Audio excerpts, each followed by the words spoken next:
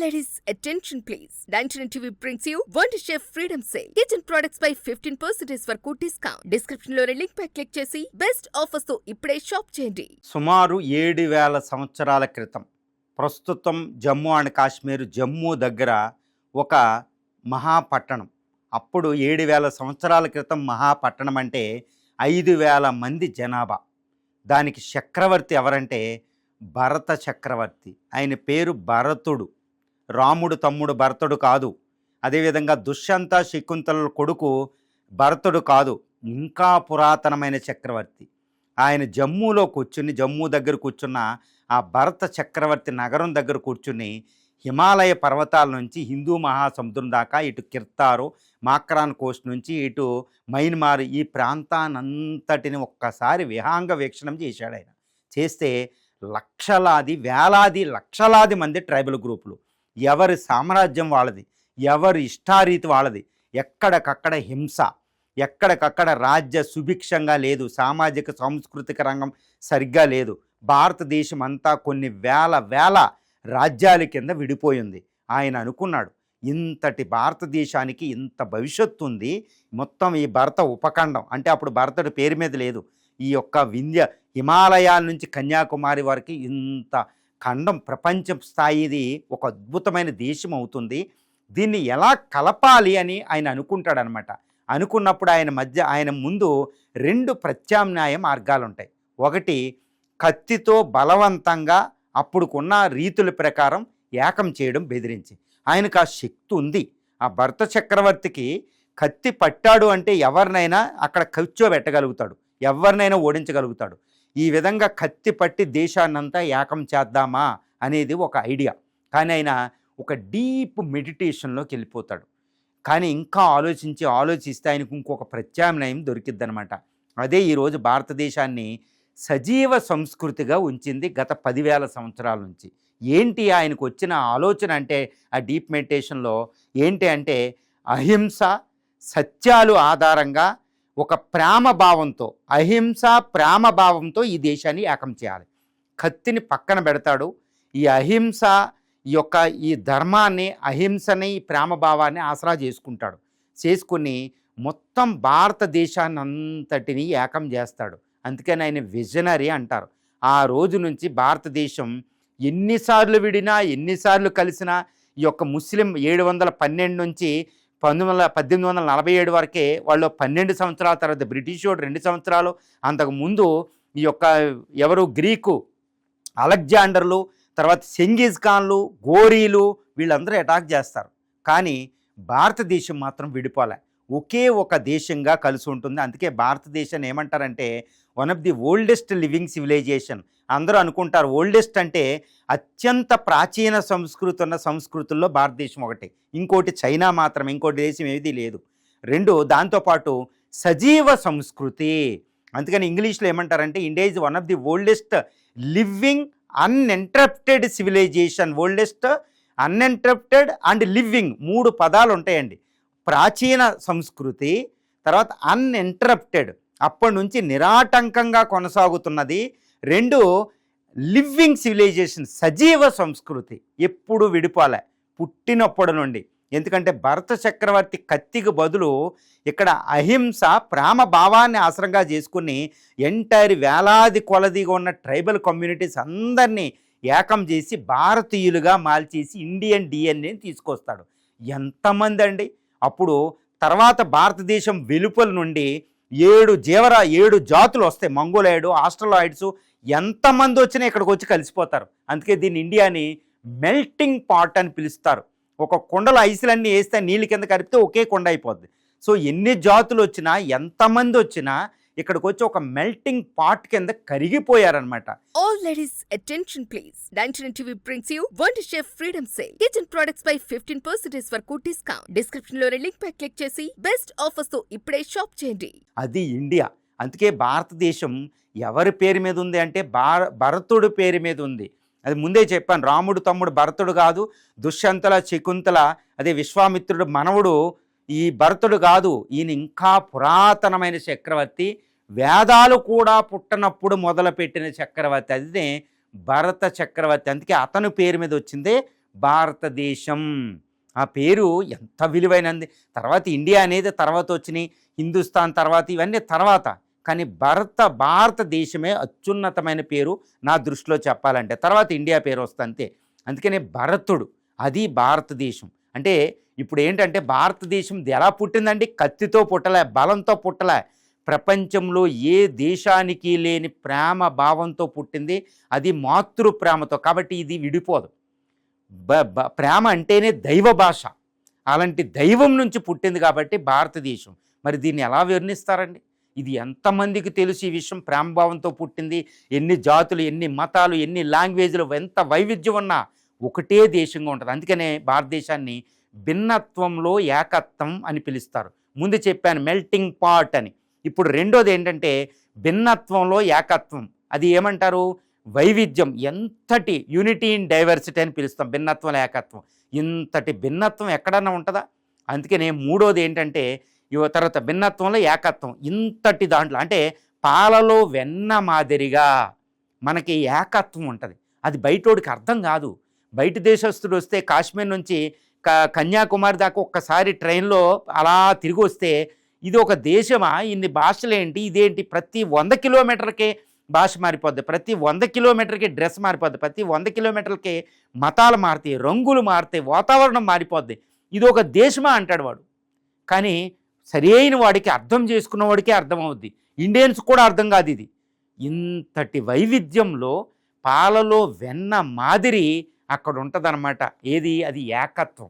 Unity in diversity, unity amongst various huge enormous diversity అనమాట.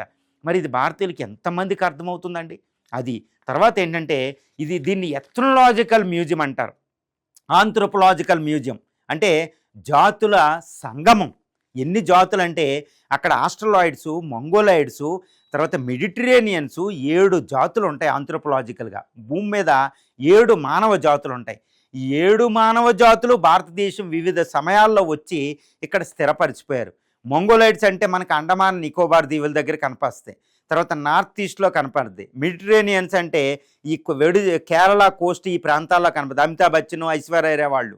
తర్వాత మిడిల్లో ఏంటంటే ద్రవిడియన్ పీపుల్ కనిపిస్తూ ఉంటారు. ఇలా 7 జాతులు, ఆరియన్స్ వరకే. మరి వీళ్ళందరూ భారతదేశంలో కలిసిపోయారు. ఇప్పుడు ఎవరైనా వెళ్ళి ఈ జాతి ఈ జాతి అని విడదీయడానికి ఉండదు, ఎందుకంటే ఇండియన్ డిఎన్ఏ కింద కలిసిపోయింది. కానీ 7 జాతులు కనిపిస్తూ ఉంటాయి. అందుకనే ఆంథ్రోపోలాజికల్ మ్యూజియం. ప్రపంచమంతా తిరగక్కలదు ఒక ఆంథ్రోపాలజిస్టు. ఇక్కడే మానవ శాస్త్రం ఎలా ఉందో కనిపెట్టేయచ్చు అనమాట. అది భారతదేశం. మరి ఇది ఎంతమందికి తెలుసండి? తర్వాత ఏంటంటే భారతదేశాన్ని ఇంకోటి ఏమంటామంటే fountain head of the knowledge. ఇది నేను కాదు అన్నది, Frederick max Muller in his book India what can it teachers అని ఒక ఫెడరిక్ మ్యాక్స్ ముల్లర్ రాస్తారు, జర్మన్ బ్రిటిష్ హిస్టోరియన్. ఆయన రాసిన బుక్లో చెప్తాడనమాట, fountain head of the knowledge. ప్రపంచ నాగరికతల్లో సగానికి సగం భారతదేశ సంస్కృతి నుంచే తీసుకుంది. ఇంక్లూడ్ గ్రీకులు, రోమన్స్ కూడా, సాక్సాన్ కల్చర్స్ కూడా భారతదేశం నుంచి తీరకరించింది. ఏది కూడా గ్రేట్ కాదని ఆయనే చెప్తాడు, ఫ్రెడరిక్ మ్యాక్స్ ముల్లర్. ఎందుకంటే that is the cultural power of India అనమాట. అంత కల్చరు, అంత సంస్కృతి ఇక్కడ ఉంటుంది. మతాలు ఇవి, తర్వాత ఈ భాషలు, సమాజాన్ని ఎలా నడిపించాలి, ఫ్యామిలీలు ఎలా, ఇవన్నీ కూడా వాళ్ళు మన నుంచే నేర్చుకున్నారని ఫ్రెడరిక్ మ్యాక్స్ ముల్లరే చెప్తాడు. మన ఇండియన్ చెప్తులే, నేను చెప్పడం లేదు ఇక్కడ. దట్ ఈజ్ వాట్ ఇండియా అండి. తర్వాత కల్చరల్ ఎక్స్ట్రావాగంజా. కల్చరల్ అసలు ఇండియా ఏంద్రీ, ఇది ఒక కల్చరా. తమిళనాడు వెళ్తే మధురైలో ఒక కల్చరు, చెన్నై వస్తే ఒక కల్చరు, కోయంబత్తూరు వెళ్తే ఒక కల్చరు, తర్వాత ఆంధ్రప్రదేశ్ వెళ్తే ఉత్తరాంధ్ర ఒక కల్చరు, రాయలసీమలో మళ్ళీ 2 దక్షిణ ఉత్తర రాయలసీమలో, తెలంగాణ వస్తే ఒక కల్చరు, తెలంగాణలో తెలంగాణలో మళ్ళీ సబ్ కల్చర్స్ ఉంటాయి, మహారాష్ట్ర, మరట్వాడా, అటు నాగపూర్, ఈ ప్రాంతాల్లో. ఏంద్రా అసలు అందరికి అర్థం కాదండి ఇది. నార్త్ ఈస్ట్ వెళ్ళండి, ఎన్ని కల్చర్లు. ఇది ఒక కల్చరల్, ఎందుకంటే కల్చరల్ ఎక్స్ట్రావాగాంజా, ఒక రంగులు మారినట్టు మారుతూ ఉంటుంది, కానీ ఒక సింగిల్ కల్చర్ కింద కనపడుతుంది, భారత సంస్కృతి అన్నట్టు కనపడుద్ది. ఈ కల్చర్లు ఇన్ని సంస్కృతుల ఎక్కడ ప్రపంచంలో ఏ మూల కూడా ఇన్ని కల్చర్లు కనపడవండి. అయినప్పటికీ భారతదేశం ఒకే సంస్కృతి కింద కలిసి ఉంటుంది. ఎప్పుడు ఎంటైర్ 10,000 సంవత్సరాల నుంచి సజీవ సంస్కృతి అని పిలుస్తున్నాం దాన్ని. ఏంటో ఎంత అర్థం కాదు. ఏదో ఒక మిస్టరీ ఉంది కదా ఇందులో. అది భారతదేశం అంటే. మరి ఎంతమందికి తెలుసండి ఇది? తర్వాత దీన్ని ఇంకోటి ఏమంటామంటే a land of population. A land of population పుట్టినప్పటి నుంచి అంటే 2,00,000 సంవత్సరాల క్రితం, అంటే ఆల్మోస్ట్ 2 మిలియన్ ఇయర్స్ బ్యాక్, అంటే 20 lakh years బ్యాక్ మొట్టమొదటి మానవుడు ఆఫ్రికా ఖండం నుంచి, ఈస్ట్ ఆఫ్రికా నుంచి ఇండియా వస్తాడు. అంటే 20 లక్షల సంవత్సరాల నుంచి హ్యూమనైడ్స్ నుంచి ఎప్పుడూ కూడా ఈస్ట్ పాపులేషన్ ఉంది. ఎందుకంటే భరత మాత ఉత్తరాన హిమాలయాల నుంచి దక్షిణాన ఏదైనా సమకూరుద్ది అనమాట ఇక్కడ. అందుకని ఇది ఎప్పుడు పాపులేషన్ ప్రపంచంలో ఎప్పుడు కూడా టాప్ పాపులస్ కంట్రీగానే ఉంటుంది. ఇది ఇప్పటికీ 18% హ్యూమన్ పాపులేషన్. బ్రిటిష్ వాడు స్వతంత్రం వచ్చేటప్పుడు కూడా అంతే, ఇండస్ వ్యాలీ సివిలైజేషన్లో టాప్ మోస్ట్ పాపులస్ కంట్రీ. మరి ఎందుకు అంటే అన్ని వనరులు, ప్రకృతి వనరులు ఇక్కడ ఉన్నాయంట. అందుకే మ్యాక్స్ ముల్లర్ అంటాడు, నన్ను if I were asked anyone which country is the best under the sky of the sun అని అంటాడు. ఈ ఆకాశం కింద ద బెస్ట్ కంట్రీ ఏది అని అడిగితే న్యాచురల్ ఎండోమెంట్స్ అంటే సహజ వనరులో భారతదేశం I pointed to the India అంటాడు ఆయన. అది ఇండియా అండి. ఇండియా నేను ఇంకా లోపలికి వెళ్ళాలంటే ఒక రోజు పడుతుంది, ఉపన్యాసం రోజే పడుతుంది. ఎందుకంటే జోగ్రఫికల్గా ఇక్కడ ఉన్న కంఫర్ట్స్ ఎక్కడా లేవు. అందుకని ప్రపంచంలో ఎవడొచ్చినా ఇక్కడికి వచ్చి కరిగిపోతాడు. ఇక్కడ నుంచి ఎవడో వెళ్ళడం, మన భారతదేశం ఎవడి మీద అటాక్ చేయదు, ఎందుకంటే అన్నీ ఇక్కడ ఉన్నాయి కాబట్టి. ఇంకా చాలా లోతుకి వెళ్ళొచ్చు ఈ విషయంలో. అంతే. తర్వాత ఏంటంటే world culture. India is not a simple culture అండి, ప్రపంచ సంస్కృతి. ఇది ప్రపంచ సంస్కృతికి ఒక ఆధారం భారతదేశం. అందుకనే వరల్డ్ కల్చర్ అంట, లేకపోతే పైవోట్ ఆఫ్ ది వరల్డ్ అని చెప్తాను నేనైతే. అంతటి ఇది ఎవరికి తెలుసు? ఇంత అద్భుతం ఎవరికి తెలుసు అండి? ఒక జీరో, ఆర్యభట్ట, జ్యోతిష్ శాస్త్రాలు మొట్టమొదటి బుక్కులు చూడండి. ఫస్ట్ బుక్ ఋగ్వేదం. దీన్ని ఎవరైనా కూడా కాదనలేరు. చూడండి ఆ ఋగ్వేదం చూడండి. ఆ అప్పట్లోనే ఆల్మోస్ట్ 5,000 సంవత్సరాల క్రితమే ఒక రాస్తే అది కూడా ఇప్పటికి రిలవెంటే. భగవద్గీత ఇప్పటికీ రిలవెంటే. అది return book, first return book on the earth surface. అది కూడా టాప్ ఎక్సలెన్సీ లాంగ్వేజ్, సంస్కృత భాషలో అద్భుతమైన భాష క్రియేట్ చేశాడు. అదే ఫ్రెడరిక్ మ్యాక్స్ ముల్లర్ చెప్తాడు సంస్కృతం ఏమిచ్చిందో ప్రపంచానికి, ఆయనే చెప్తాడు దీన్ని. తర్వాత ఏంటంటే ఇంకోటి విషయం ఏంటంటే ఇక్కడ ఇండియాని మినియేచర్ ఆఫ్ ది ఎర్త్ అంటారు. మినియేచర్ ఆఫ్ ది ఎర్త్ అంటే ప్రపంచానికి సూక్ష్మ రూపం. ప్రపంచం అంతా తిరగక్కల, ఇక్కడ తిరిగితే చాలు. ఒక అణువు మైక్రోకోజం ఆఫ్ ది వరల్డ్ అంటాం. ఏ విధంగా అంటే ఈ యొక్క భౌగోళిక, చరిత్ర, సామాజిక, సాంస్కృతిక, జాతులు ఏ విధంగా తీసుకున్న miniature of the earth. India చూస్తే ప్రపంచం చూసినట్టే. ప్రపంచం అంతా ఒక సూక్ష్మ రూపంలో చూస్తే అది ఇండియా అనమాట. అది మినియేచర్ ఆఫ్ ది ఎర్త్. ఇలాంటిది ఎక్కడ చూడగలుగుతామండి? ఉత్తరాన ఎవరెస్ట్ హయ్యెస్ట్ 8,848 మీటర్స్ నుంచి ఈ యొక్క సముద్రపు లెవెల్, గుజరాత్, రాన్ ఆఫ్ కచ్, కన్యాకుమారి సముద్రపు లెవెల్ వస్తాయి. హయ్యెస్ట్ ఎత్తు ప్రపంచంలోంచి పల్లం దాకా మన భారతదేశంలో ఉంటుంది. వర్షపాతం, చెరపుంజి, హయ్యెస్ట్ రైన్ఫాల్ నుంచి ఎడారి వరకే మన భారతదేశంలో ఉంటుంది. డ్రై ఏ విధంగా చూసుకున్నా నేలలో, ప్రపంచంలో ఉన్న నేలలన్నీ ఇక్కడ ఉంటాయి, సాయిల్స్ అన్ని. ప్రపంచంలో ఉన్న అన్ని రకాల వాతావరణాలు భూమధ్య రేఖ నుంచి పోలార్ దాకా ఇక్కడ ఉంటాయి, సియాచిన్ గ్లేషియర్ వరకు. చూడండి ఒక్కసారి, అన్ని జాతులు ఇక్కడ ఉన్నాయి. ఏ విధంగా చూసినా, న్యాచురల్గా చూసినా, మానవుని ఏ విధంగా చూసినా it's a miniature of the world అండి. అద్భుత దేశం, మహోన్నత దేశం. మన దేశం గొప్ప అని కాదండి, చాలా గ్రేటెస్ట్ నేషన్. ఇది ఎంతమందికి తెలుసు? ఇది తర్వాత ఈ విధంగా unity in diversity, land of oldest religion. ఈ హిందూ మతం అనేది ఓల్డెస్ట్ రిలీజియన్. దీంట్లో ఎవరికీ డిస్ప్యూట్ అవసరంలా. నేను ఒక రకంగా చెప్పాలంటే ఇది రిలీజియన్ అని చెప్పను, ధర్మ అని పిలుస్తా, వే ఆఫ్ లైఫ్ ఇది. కాబట్టి అన్ని మతాలను కలుపుకుని ముందుకు పోద్ది. ఇదే ఓల్డెస్ట్, ఎక్కడికక్కడ రంగులు మార్చుకుని వెళ్తూ ఉంటుంది. అందుకే సజీవ రిలీజియన్ కూడా ఇది. అదే హిందూ మతం, the land of oldest religion. మళ్ళీ ఇంకోటి తెలుసా? Land of birth of all religions, hot bed of the ఎపీ centre of religions. చూడండి ప్రపంచంలో మతాలు ఉంటాయి. All ladies attention please. 99 TV brings you Wonder Chef Freedom Sale. Kitchen products by 15% వరకు discount. Description లో link పై click చేసి best offers తో ఇప్పుడే shop చేయండి. ఉత్తర అమెరికా, దక్షిణ అమెరికాలో ఒక్క మతం పుట్టిందా? ఆస్ట్రేలియాలో పుట్టిందా? మతాలని ఆఫ్రికాలో మతాలు పుట్టలేదు, యూరోప్లో ఒక్క మతం కూడా పుట్టలే. మరి ఎక్కడ పుట్టినాయి? భారతదేశం సరౌండింగ్ ల్యాండ్స్లోనే పుడతాయి. ఒకప్పుడు జంబూ ద్వీప, అఖండ భారత సమీపంలోనే మతాలు పుడతాయి. ఏది క్రిస్టియానిటీ అయినా, ఇస్లాం అయినా, తర్వాత హీబ్రూ, ఏ మతాలు తీసుకోండి. ఇక్కడ మనకి మహావీరుడు మతం నుంచి, ఈ యొక్క సిక్కిజం నుంచి హిందూయిజం, అంతకుముందు పుట్టిన హిందూయిజం, బుద్ధిజం చైనా దగ్గరలో, ఏది టిబెట్ అవతల పుట్టింది.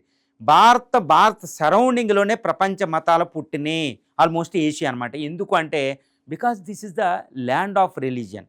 ఇక్కడ అన్నీ తినడానికి ఉన్న తర్వాత కవితలు ఆలోచిస్తారన్నమాట. అలాంటి అద్భుతమైన నేలే భారతదేశం ఇదనమాట. అందుకనే India is India, no parallel. భారతదేశానికి భారతదేశమే సాటి, ఇంకొక దేశం కానే కాదు, సాటి రాదు అని చెప్పాలన్నమాట. ఇది మదర్ ఆఫ్ డెమోక్రసీ కూడా. ఇంతటి అద్భుతమైన దేశం అనమాట. అందుకనే ఎందుకు అంటే భారతదేశం అంటే భారతీయులకు తెలియదు, ఇండియా అంటే ఇండియన్స్కి తెలియదండి. ఇప్పుడు పార్లమెంట్లో కూర్చున్న 800 మంది ఎంపీల్లో ఎంతమందికి ఇండియా అంటే తెలుసండి? 2000 మంది ఎమ్మెల్యేలకి పైన ఉంటే వాళ్ళకి ఎంతమంది ఇండియా అంటే తెలుసు? ఇండియాని కరెక్ట్గా అర్థం చేసుకున్న వ్యక్తి ఈ దేశం కోసం ప్రాణం అర్పించారు. వాళ్ళే ఫ్రీడమ్ స్ట్రగుల్, వాళ్ళకే ముక్తులు వచ్చినాయి.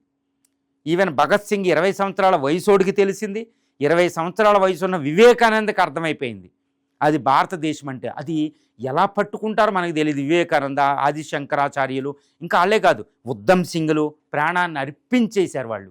ఎందుకంటే భారతదేశం అంటే వాళ్ళకి తెలుసు. ఇప్పుడు ఇప్పుడు నేను అంటున్నానని కాదు, భారతదేశం అంటే భారతీయులకి ఎంతమంది భారతీయులకు తెలుసండి?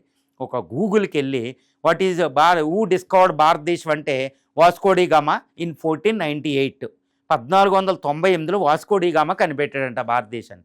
10,000 సంవత్సరాల సాంస్కృతిక హిస్టరీ ఉన్న దేశాన్ని.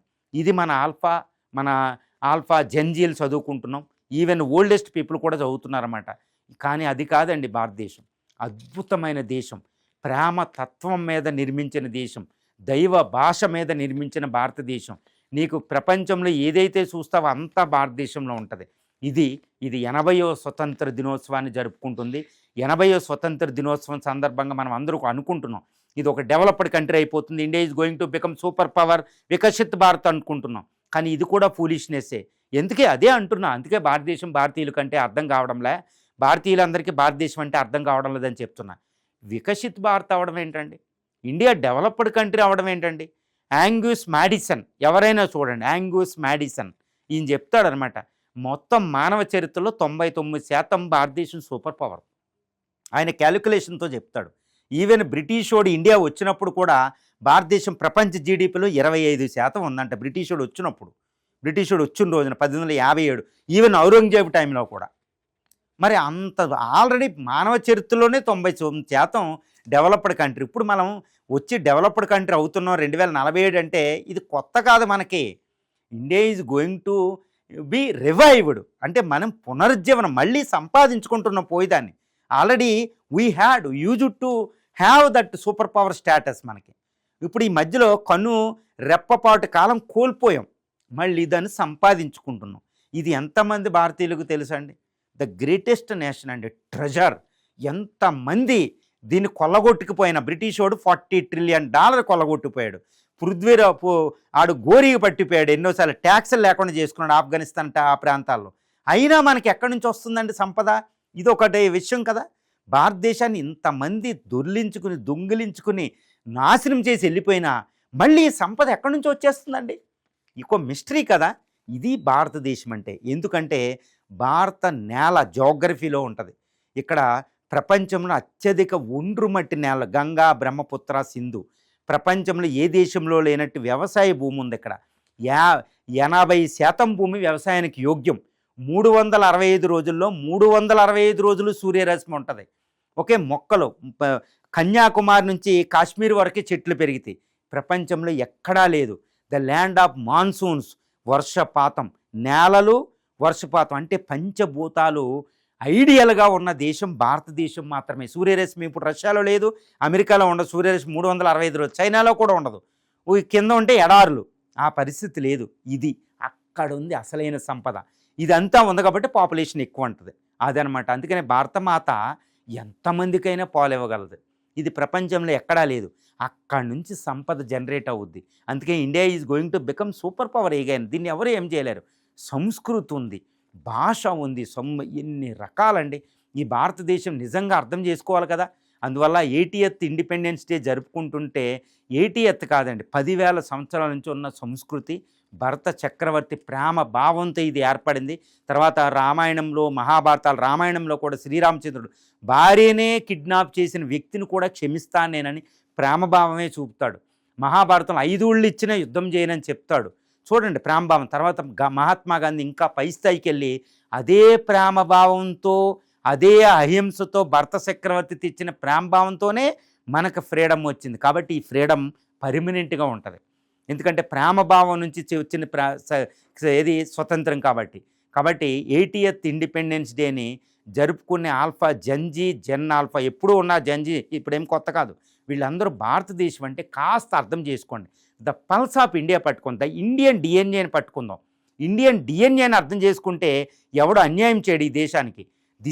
It will be the permanent. సూర్య చంద్రులు ఉన్నంత వరకు ఈ దేశం ఉంటుంది.